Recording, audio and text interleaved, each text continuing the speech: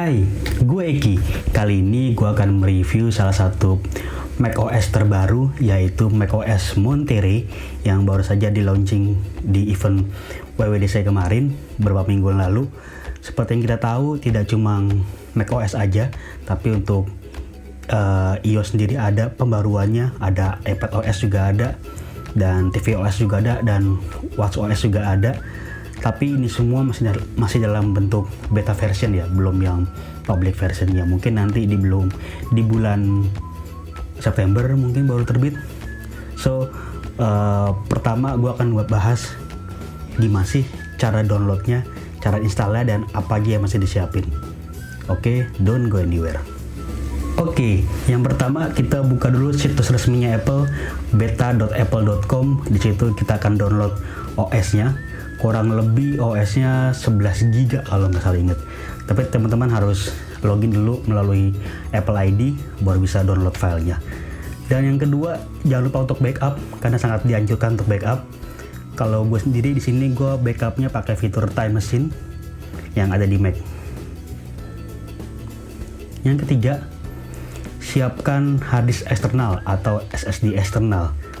Baiknya yang kosong isinya, nggak ada file apa-apa, karena nanti ketika kita lagi sedang backup melalui Time Machine ini, file format dalam harddisk atau SSD ini akan berubah file formatnya. Jadi semua data yang di dalam kalau bisa di backup dulu, karena nanti akan kehapus semua kalau nggak di backup gitu teman-teman.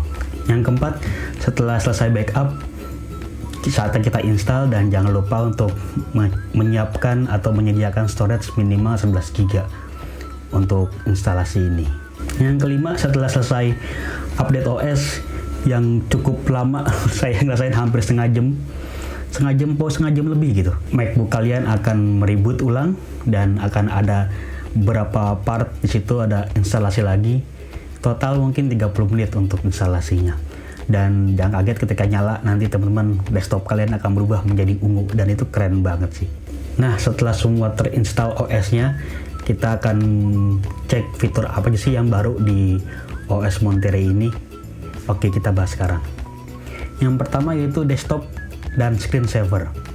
Pada menu ini kita akan mendapat tambahan wallpaper di dalamnya, dan ada mode light version dan dark version. Itu standar lah ya, sama kayak dulu juga Big Sur juga ada itu kalau nggak salah. Gue sendiri sangat suka yang dark version, makanya ungunya agak lebih dark. Dan screensaver yang paling terbaru ada di Hello Screensaver, dan bisa di custom sesuai bahasa masing-masing daerah atau bahasa masing-masing negara, dan warnanya bisa kita custom juga. Yang kedua ada Quick Note. Nah, ini fitur ini cara bukanya gampang banget, karena cukup ke kanan bawah Windows kita akan melihat blank page dari sebuah note. Kita tinggal klik aja, dan fitur ini memudahkan kita untuk add emails dan lain-lain, link segala macam, dan lebih enak sih sekarang. Fiturnya lebih banyak. Yang ketiga ada live text. Ini gokil banget sih, karena ini fitur keren banget, karena kita bisa men-select text dari foto yang ada. Foto yang kita punya, jika di dalamnya ada teks, itu bisa kita drag, lalu kita copy ke notes atau copy ke WhatsApp atau copy yang lain. Nah, itu keren banget sih, unik banget. Menurut gue sih unik ya teman-teman. Dan itu juga bisa men-scan alamat. Jadi kalau di situ ada sebuah alamat, ntar tinggal ke detect itu pakai fitur lookup kalau nggak salah. Yang keempat, kalau untuk fitur ini emang memudahkan kita aja sih untuk bikin tab group. Sisanya sama-sama aja, tapi gue merasa pakai Web Safari ini lebih enteng sih, lebih kenceng dan lebih stabil aja gitu. Tapi mungkin karena kita dari dulu pengguna Windows, jadi udah terbiasa dengan Google Chrome, jadi kita biasanya dari Google Chrome aja. Padahal Safari kenceng banget loh, dan dia stabil, dan yang pasti ada tab group juga, itu yang fitur barunya. Yang kelima ada Focus. Focus adalah fitur yang menurut gue cukup seru juga, karena kita benar-benar jadi bisa fokus kerja. Dengan fitur Focus ini, kita jadi tidak dapat notif-notif yang gak perlu ketika kita sedang kerja, dan kita bisa mengcustom sendiri sesuai dengan kemauan kita. Jadi notif siapa yang bisa kita prioritasin dan siapa yang enggak, dan kita bisa atur schedule-nya mau dari jam berapa sampai jam berapa, atau durasinya berapa lama. fitur fokus ini keren juga. Yang keenam, notification. Yang gue rasain pertama kali adalah entah kenapa ini widget jadi tambah gede banget gitu.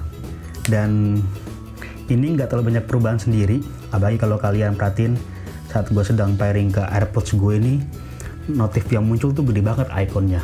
Yang ketujuh ada Maps, atau lebih tepatnya Apple Maps.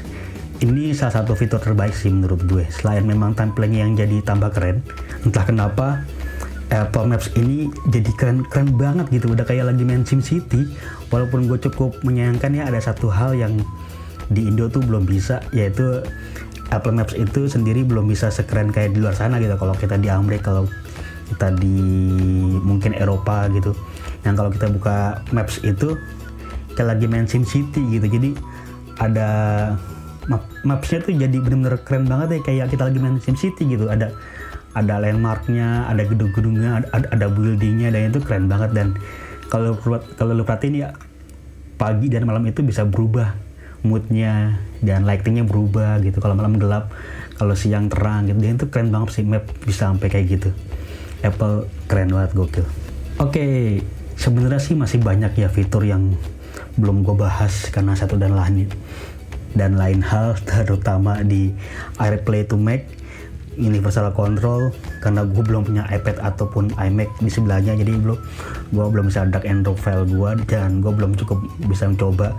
Dan gue juga karena iPhone gue sendiri masih iPhone 5s, jadi OS-nya belum bisa untuk sama gitu, masih iOS 12 atau berapa gitu, jadi masih tinggalan jauh lah. Ya mungkin dari teman-teman kalau ada rezeki lebih bisa kirim-kirim ke saya gitu iPhone 12 Pro-nya. Dan ya mungkin nanti lah kalau next time-nya, kalau saya udah ada gadget yang cukup, bisa coba lagi untuk fitur-fitur selanjutnya gitu.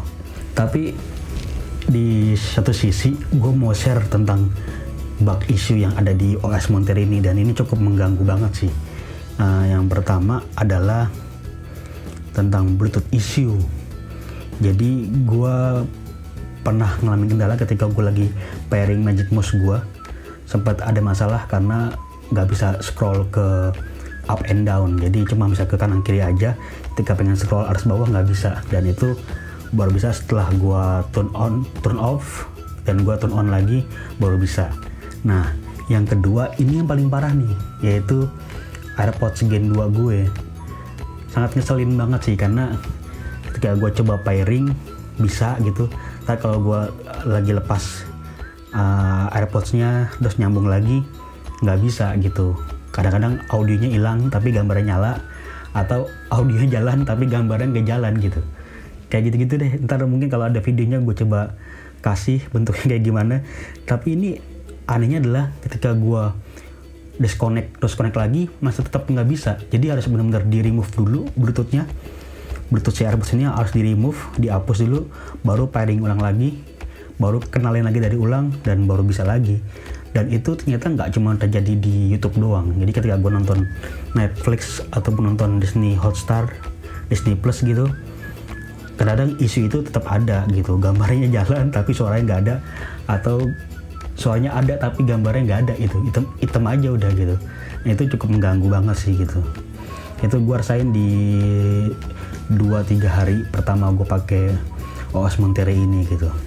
Ya gue sih berharap semoga Apple concern akan hal ini dan bisa mengalami perbaikan di next update-nya. Ya mungkin karena ini masih beta version ya, kita nggak bisa nuntut banyak. Masih banyak perbaikan-perbaikan yang mesti dibaikin lagi sama Apple, dari pihak Apple juga. Dan ya kita tunggu aja update OS selanjutnya. Ya itu aja dari gue, teman-teman. Thank you banget yang udah nonton sampai habis. Dan mungkin kalau teman-teman juga mau sharing-sharing soal pengalamannya pakai OS Monterey ini, entah di MacBook yang belum M1, masih yang MacBook Intel, mungkin teman bisa sharing ke gua isunya apa aja. Dan yang teman-teman pakai MacBook Pro M1 bisa sharing juga ke gua juga pengen dapat input juga dari kalian. So thank you banget yang udah nonton. Gue Eki, bye.